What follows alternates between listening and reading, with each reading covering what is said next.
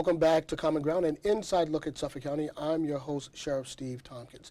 Now, we're sitting here on this side of the break with Revere Police Chief Joseph Cafarelli, and he's going to talk to us about his department. He's going to talk to us about how his officers really do all that needs to be done to safeguard your community and the communities of Revere. But we're also going to talk about the marathon event. He and his folks were really intimately involved with that, and I'm sure you know the story, but if you don't, it's going to be very interesting to hear. So without much further ado, sir, thank you so much. Thank you for having me. It's a pleasure. Pleasure to be here. Let's start with what you do here in Revere. How long have you been on the force? I've been a police officer for 22 years.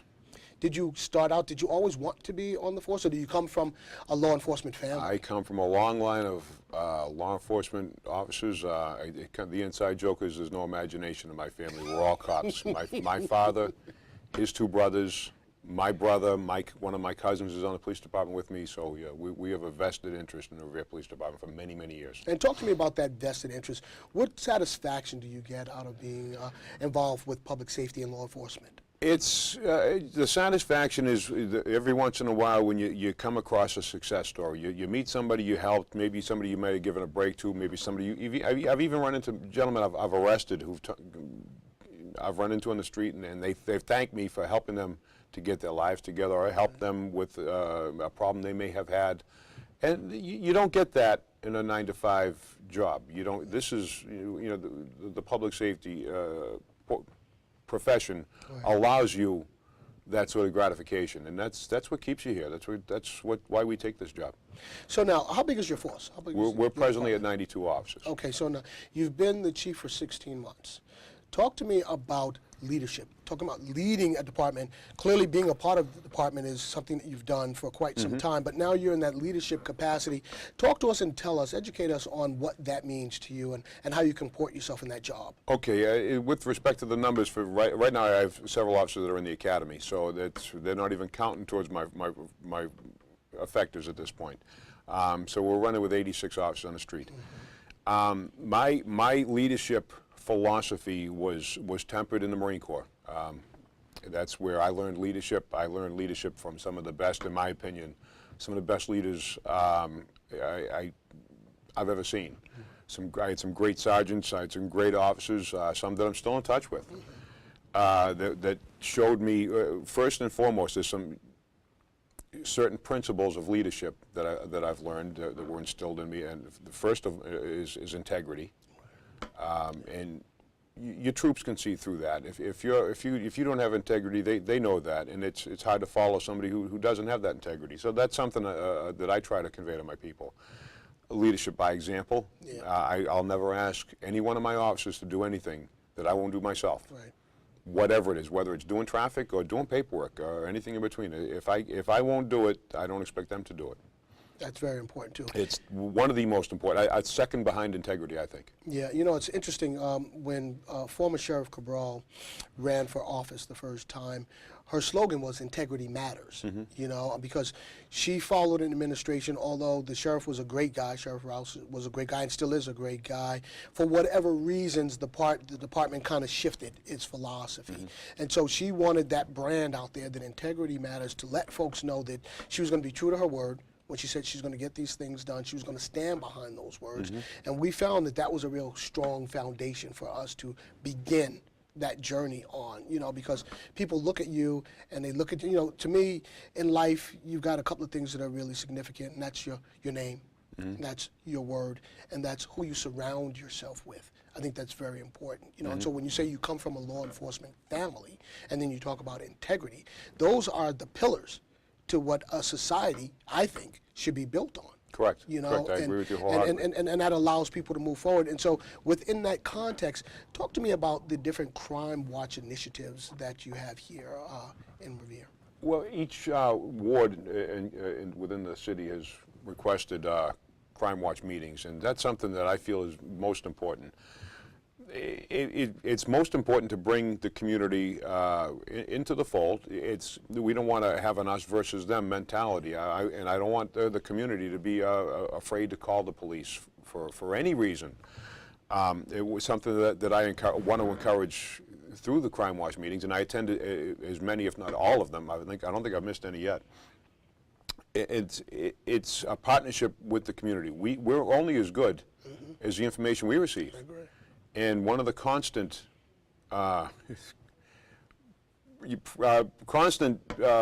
phrases I hear, people will preface a question with, I don't want to bother anybody. Right. That's why we're here. You're not Right, bothering exactly. us. We're here for you. Exactly. No, you're not bothering us. That's right. We're not doing anything other than trying to help you. So if you got a problem, you need to tell us. It's not a bother.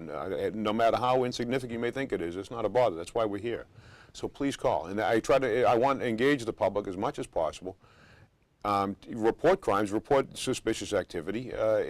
That's how we operate. We're only as good as the information we receive. So I can only encourage people to call. It's very important when you have that community involvement also. Right. Do you have officers that also, what they call probably an antiquated phrase, but walk the beat, or are your officers in cruises, or both? We have both. We have a standard patrol function with cruisers, officers in cruisers in sectors within the city.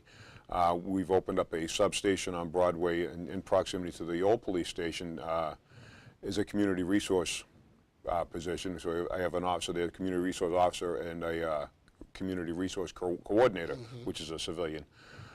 We've implemented some walking routes, kind of expanded walking routes from the past in the Broadway area, and this is a partnership with the school district to have officers on the street when school breaks, when we have a very high influx of students catching buses, coming out of schools, whatnot, in the Broadway Business District. There was an element of fear and apprehension just of young people from some of the older residents in the city, and they're a little reluctant to do business on Broadway during those hours. So we implemented a two-man walking patrol, a two-officer walking patrol in the afternoon hours, and to great success. The folks I have that are walking those routes are doing a fantastic job. They're engaging the public and engaging the business owners. That's it, engagement. Exactly. That's key. When you see an officer in uniform out there in the community, that engagement is key. Now, you have something called online reporting. Correct. What is that? It enables people to report various crimes. I don't want to say insignificant crimes, but lower order crimes.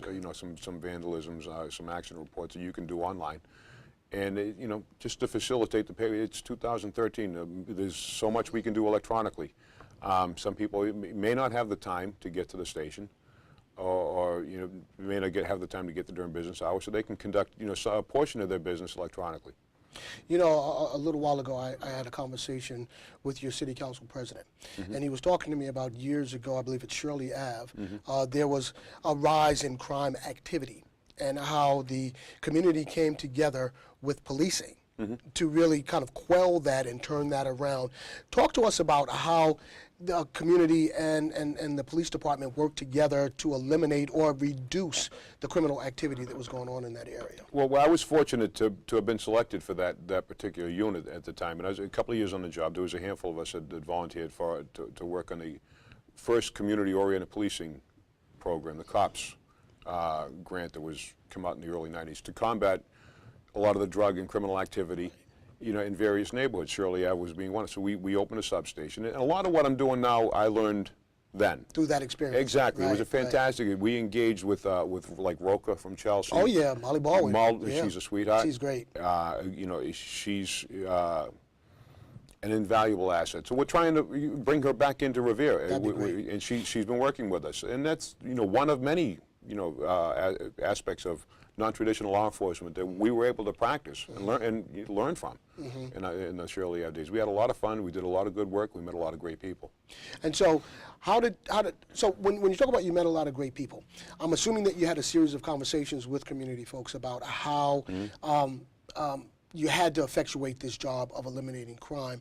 Did you actually have crime watch teams? In other words, residents that lived in that community that would actually maybe walk the streets and then call in to let the cops know what was going on? That's where I met Morris. That's where I met Morris. Morris. Absolutely. Morris He was an activist then, as he still is, Yeah. and he was an invaluable asset. He's one of the great people that we got to meet and got a chance to work with and helped them to take back the streets. Yeah, yeah, and that's a real important thing when you have that buy-in. And so you say now you have the new police substation Correct. on Broadway, Right. essentially doing the same thing. Exactly. When we, our station was traditionally on Pleasant Street, right behind City Hall, and unbeknownst to us, and it's a shame that it's kind of, you can't see the forest through the trees. But when we moved to the Parkway, we left a gap on Broadway. We left a police presence gap that we didn't notice. But clearly the residents, the business, and the criminal activity rose as a result of it. So the focus was to get the police back onto the Broadway area. And it's more than just to have a car there. We need to have a presence there with a substation, with the walking routes, as well as our patrols. Now, how do you work collaboratively with the other towns and cities in Suffolk County? Do you work with Chelsea, Winthrop, Boston around best practices? How does that work when you talk about policing?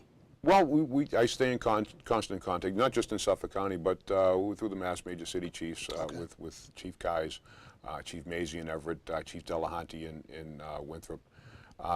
We reach out to Boston. We'll work with anybody. As a result, it was like the marathon bombing. It was a collaborative effort of law enforcement right across. But the more mundane, we had our detectives had a rash of house breaks that turned out to be one that spanned several cities throughout the North Shore. And they formed a task force. And it's all on the investigator level.